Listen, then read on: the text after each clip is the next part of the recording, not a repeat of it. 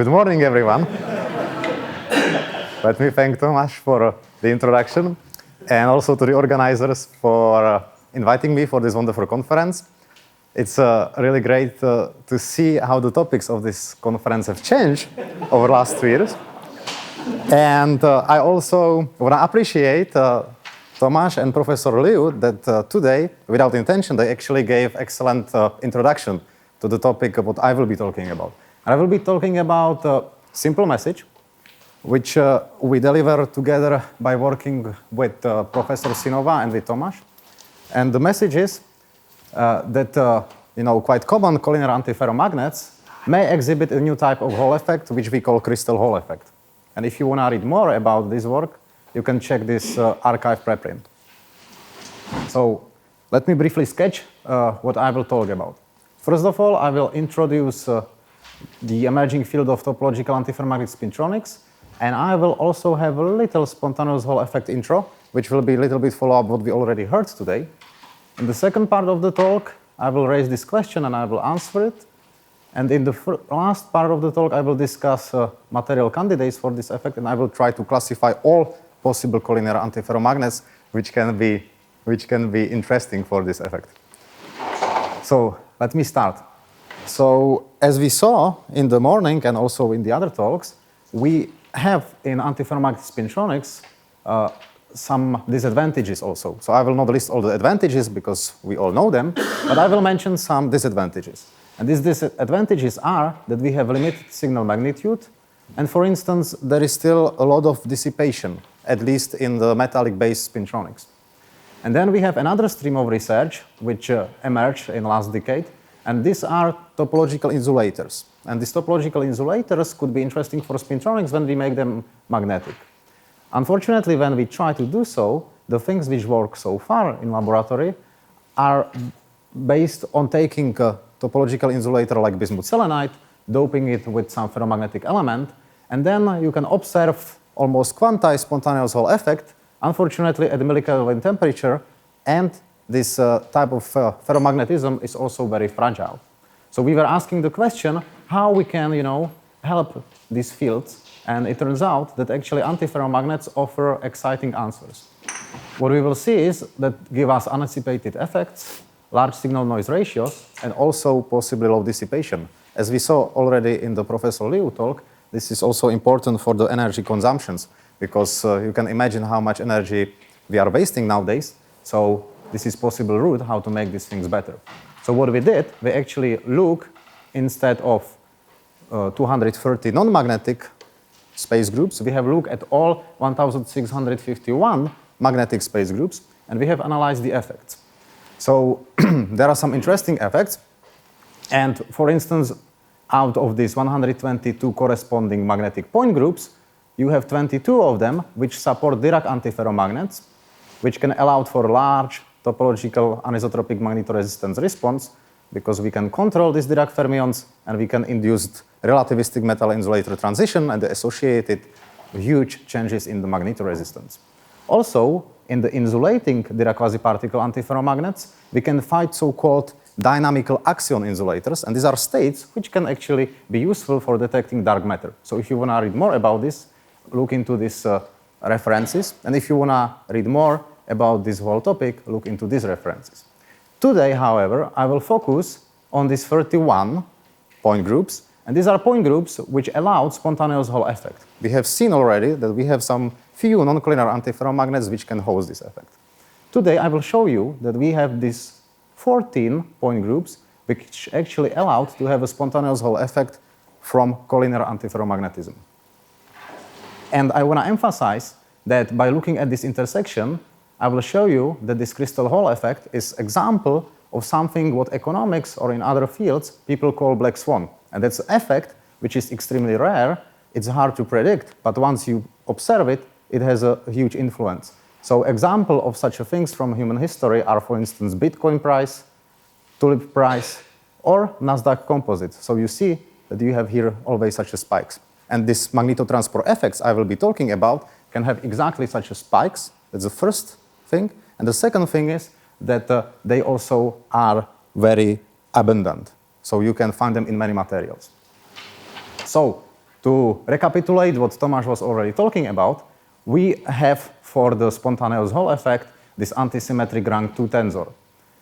Because it's antisymmetric rank 2 tensor, we can actually equal it with some pseudo vector, I will call it Hall vector, and it turns out that in certain ferromagnets, where this effect was observed for the first time, 137 years ago, in such a ferromagnets, this Hall vector is proportional to the magnetization. Then, in a recent few years, people predicted, so Alan MacDonald predicted, that you can have such effect, as Professor Lee already explained it, also in non-collinear antiferromagnets. And to emphasize what he already said, it's from the non-collinear spin texture, so from the non-collinear spins. People then, quite recently, and also, for instance, Professor Nakatsui was the first one to observe this effect in manganese-free tin, so in these hexagonal antiferromagnets. And you can see that if you remember how the hysteresis looks for ferromagnet, here the hysteresis for antiferromagnet is quite small, but the signal is quite large. So this tiny hysteresis is because of the vanishing net moment, which is actually not important, and the effect really originates from the non-collinear antiferromagnetism. So let me conclude the interview by looking at the history of the microscopic mechanism of the Hall effects. So it turns out that many interesting things actually happens every time new microscopic mechanism is discovered. So after these pioneering Hall discoveries, where people had no idea about quantum mechanics, no ideas even about electrons itself, people realized after the advent of quantum mechanics that there are two important things, and that's spin polarization and spin-orbit coupling. And also, there was a lot of controversy on the spontaneous Hall effect, which originates only from the electronic structure, so no scattering. As you can see in this famous work by Smith, he is saying that the spontaneous Hall effect cannot exist in a perfectly periodic lattice.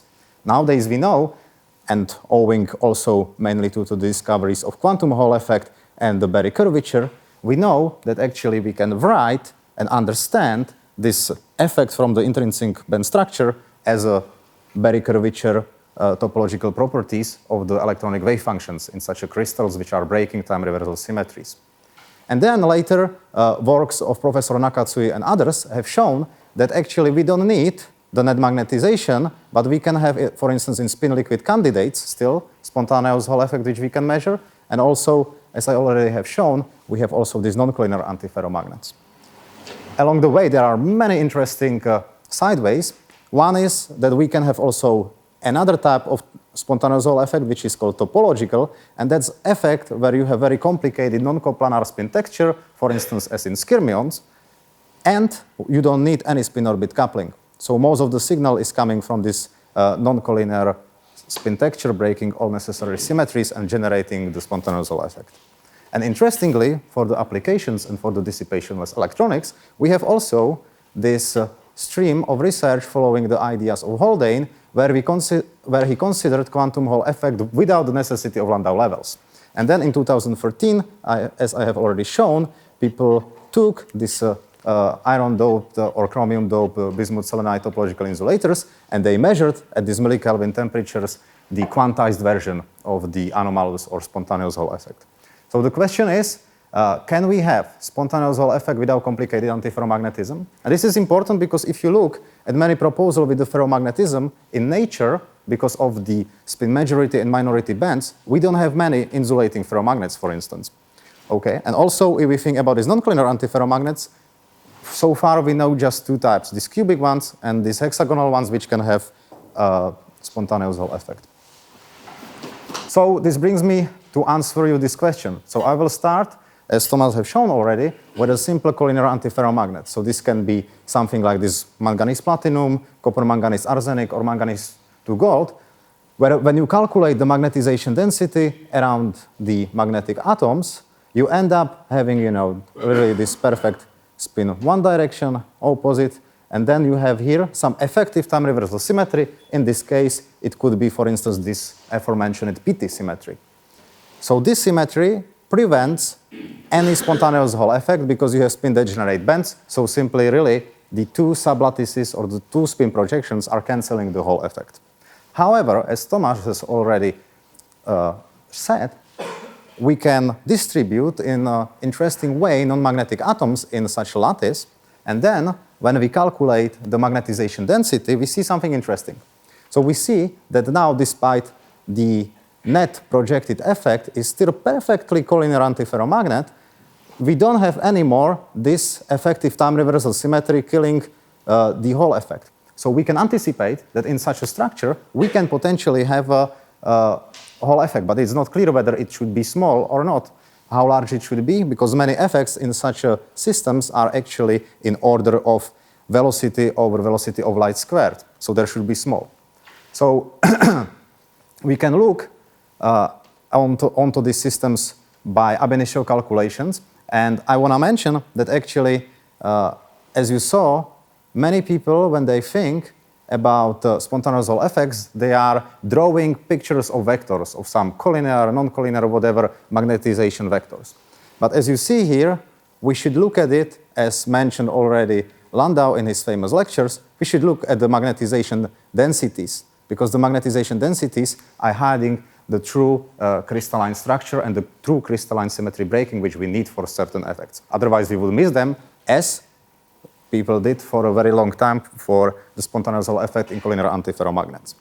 This you can see on this notorious example, because this is actually rutile structure, and this is a textbook. This is the first antiferromagnets which people introduce in symmetry or quantum mechanics books where they mention antiferromagnetism. So they show that this is a perfect antiferromagnet. Now, when we calculate the Fermi surface, we see something interesting, and we see the symmetry breaking because the spin up and spin down, which are distinguished by these colors, is actually now spin splitted, and it's brutally spin splitted. It's not just a little bit, but it's, you see that you have here this cross. This originates from having still this half unit cell translation combined with this rotation by 90 degrees. So this symmetry is telling me that I have to have this, okay? And if you compare it with conventional collinear antiferromagnets like manganese to gold, you will have perfectly spin-degenerate Fermi surfaces. So now, I need still, as Thomas explained it, I need very often spin-orbit coupling, and this is the case as well. So when I switch on spin-orbit coupling, I can calculate this emergent spin-resolved intrinsic Hall conductivity in the crystal momentum space, and I see that I have here these hotspots, as in a conventional Hall effects in iron. And then I can calculate the intrinsic Hall conductivity as the function of energy, and I see that this effect can be large. It can correspond actually to the record values, which I think Claudia will be talking after lunch, for instance, in Kagome ferromagnets. So now we want to understand this a little bit deeper to have better understanding of more materials, and for that it's interesting to look at the electronic structure. So as was shown in this work, actually this is very interesting systems because a lot of these oxides are insulating. But this is a nice metallic system, and to have antiferromagnetism, we need actually correlations. So this is antiferromagnet where we really need correlations. Then when we calculate for such correlations around 2 electron volts, when we calculate the energy bands, we see that without spin-orbit coupling, I have these 2 channels, and I have really this strong symmetry breaking between the spin up and spin down. And once I will switch on the spin-orbit coupling, I have this Berry curvature. Now, this Berry curvature I'm showing 2 colors. What does it correspond to? And this corresponds to 2, let's say, orientations of these magnetization fields. Because what I can do actually, I can take my original ruthenium dioxide crystal, and now I can just rearrange these oxygen atoms. So I'm not doing anything to the magnetic symmetry group. What I'm just doing, I'm changing the symmetry of the Wyckoff position. The symmetry is still the same, but it has a different labeling. And when I do this, I'm actually, as you see, not changing. Okay, so I would be missing this effect when I look at it just in terms of these arrows. The arrows are the same, but what I'm changing the magnetization densities around these ruthenium atoms. And when I do this, and when I do the calculation, I have opposite spontaneous Hall conductivity in these 2 cases. So just by taking the non-magnetic atoms and playing in the lattice with them, I can change the sign of the spontaneous Hall conductivity. Now, how to measure this effect and how to compare it with the effect which we can have when we put it into magnetic field. We will still have some counting of the moments. So how to distinguish this? So here is the calculation, ab initio calculation of the ground state energy, and I see that I have again these two possibilities, and depending how I apply the magnetic field, I choose one of those. Now, I can calculate the corresponding spontaneous Hall conductivity when I count the moments. So this is the counting angle, and this is the Hall conductivity. And I can decompose it into two contributions. One is a contribution from the magnetization, okay, and we see that it's quite small, and it's almost linear. And the other one is this, what we call crystal Hall from these non-magnetic atoms and collinear antiferromagnetism, which is this red one. And we see that it dominates everywhere. Then when we look at the corresponding magnetic moment projections in our ruthenium dioxide crystal, we see that even the orbital magnetization or the spin magnetization is not proportional to the effect. So these magnetization projections are not the origin of this effect, neither is anything else you can think of, because that, as Thomas said, you have a pseudo vector which is magnetization and spontaneous Hall effect. They still microscopically are calculated in a different ways. So in general crystal with very low symmetry, they can point actually along arbitrary directions. They doesn't have to be even collinear. So now I can zoom in, and I see that really this red area corresponds from the symmetry breaking due to this collinear antiferromagnetism. Now, there are interesting consequences of this effect, which are interesting also for the understanding of spontaneous Hall effect in general and pointing towards some applications. One of them is that there is a strong dependence on the orientation of the null vector. So when we have the moments, for instance, along the z-axis, along the tetragonal axis, the Hall effect is 0. When we are in the plane, we have a strong anisotropy. So we see that by controlling the null vector, we can switch on and off the Hall effect. So that's something what is not available in conventional ferromagnetic systems.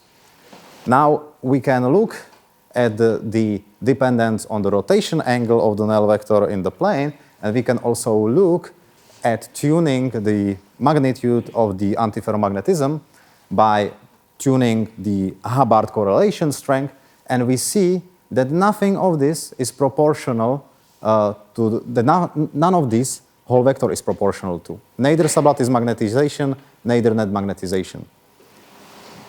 And finally, I want to share a slide about a simple model of this, how we should actually understand this crystal chirality. So we can think actually about the electron hopping on this antiferromagnetic BCC lattice, and when we have these non-magnetic atoms interacted here, it will feel actually this type of spin-orbit field arising from this non-centrosymmetric atomic position.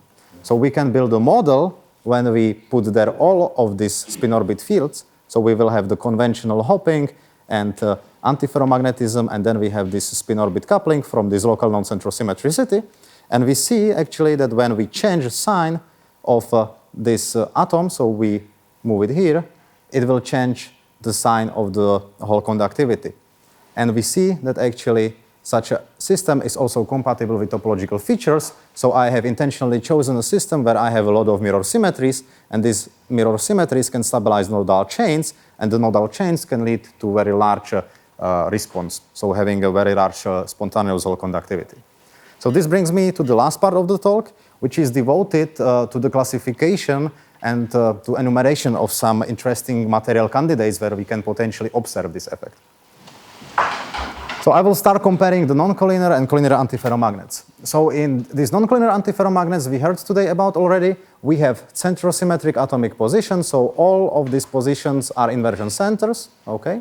And then we have some sort of magnetic chirality. So we need some asymmetry for the electron to acquire this transversal Hall voltage, and this is, in this case, is provided, as Professor Liu have said already, by the non-collinear magnetization texture. Such a systems obviously can have, for instance, as this Kagome plane, this 3-fold rotational axis. And when you generalize this, you can think that you can have also something like 4-fold or 6-fold. In contrast, when I look now into these collinear antiferromagnets, I have a little bit more constraints in terms of symmetry. Because once I need, first of all, what I need to have non-centrosymmetric, some non-centrosymmetric atoms to provide for this local crystal chirality. So in this ruthenium dioxide crystal, I have these oxygen atoms which are locally non-centrosymmetric. Despite the crystal as Hall is still centrosymmetric. So the ruthenium atoms are actually centrosymmetric. Now, I have to think now whether I can have all these symmetries, and the answer is no, because when you really require simple two sublattice collinear antiferromagnetism with some non-magnetic atoms around, you can forget about all these 3, 4, or 6-fold symmetries. So what it means is that when I do the classification by the magnetic point group symmetries, that I can forget about this and this. So this is, for instance, manganese 3 platinum symmetry of the non-collinear antiferromagnet. And these are the suspicious symmetry groups where we can have this crystal Hall effect in collinear antiferromagnets. So what is also interesting is that now you can think, oh, this is not that nice. We have just 14 instead of 31. But in the end, I will show you that these 14 ones, when you look into magnetic databases, are covering most of the antiferromagnets which can have Hall effect. So these are actually really the most interesting ones. And serendipitously, it shows up that they are also compatible with some interesting topologies. So let me show you now one of them. So you see that I organized this table also not only by the symmetry group and the Hall vector and the corresponding Hall conductivity tensor, but I also divided them into centrosymmetric and non-centrosymmetric. So these are groups which have some crystal chirality from the Hall unit cell. Example is analogy in nature, where we have DNA and it can have left-handed or right-handed helix. So then I can find antiferromagnets which are reported to be collinear, but still they can exist in two crystallites. So what is the difference between these two pictures is that I just reorganize these sulfide atoms. So this is this famous quasi-two-dimensional transition metal, the chalcogenide, where I intercalated cobalt. Okay? So now these two crystallites are connected by mirror symmetry to swap the sign of the resulting Hall voltage. And also you see that now I have even more complicated and less symmetric magnetization densities, though they are still perfectly compensated. Now, when we calculate the Hall effect, we have 80 Siemens per centimeter. And interestingly, there exists an experimental report where they report this number, and they say that actually the effect originates maybe from some ferromagnetism, which they cannot measure, or from some non-collinear antiferromagnetism, which they cannot measure, and which is in contradiction to neutron scatterings reported in the 90s by Stuart Parkin. So to show you, they measure this, and actually, you know, this is not a bad correspondence regarding that we were not accounting the effects of the domains or whatever can happen in the material.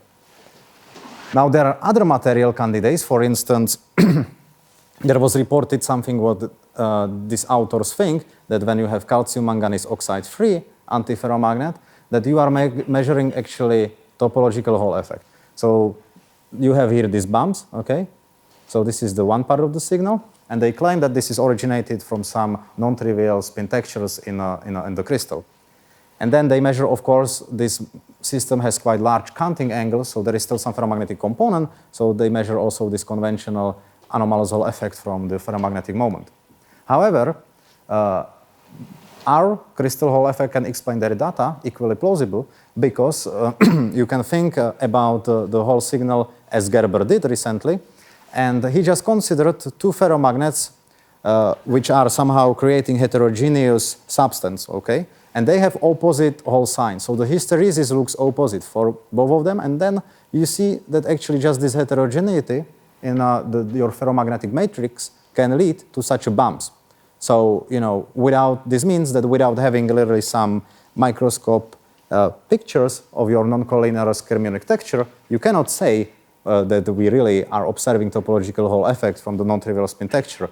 Equally plausibly, such a heterogeneous effects can be achieved when we think about the two crystal chiralities, which are explained on the previous slide, because you can have just not equally populated them, and then this would be just some convolution, and you can easily imagine that this signal is actually not topological Hall effect, but the crystal Hall effect. So this brings me to the summary. So I have shown you that besides two existing type of anomalous or spontaneous Hall effect, which we can find in non-collinear or non-coplanar antiferromagnets, we can find third one, which is originating from this crystal chirality. And when we look, we see that when we go from here to here, the magnetic order complexity is increasing. When we go from here to here, the spin-orbit coupling complexity increases. So here we, as you remember, here we have actually the asymmetric spin-orbit coupling as an ingredient for this effect. And I still promise you that I will show you how is it in terms of the number of real materials. So here I'm showing the magnetic symmetry groups where the spontaneous Hall effect is allowed. And then I am taking the numbers from the MagData database of the only existing database of magnetic materials. And you can see that these only non-collinear or non-coplanar symmetry groups are actually really rare. So you see that the one with manganese-3 platinum, for instance, there are only few candidates, including manganese-3 platinum, manganese-3 iridium, manganese-3 rhodium. And then when we look at this collinear antiferromagnetic symmetry groups, you see that the simple two sublattice antiferromagnets where the symmetry breaking works exactly as I described is the dominating effect according to our symmetry analysis in most of those symmetry groups. So in total, this means that just in this database, we have 1/10 of all of these materials exhibiting this crystal Hall effect, which was previously thought that should vanish. So by this, let me thank my collaborators for collaborations, and let me thank you for your attention. And if you want to know more about these things, you can follow me on Twitter.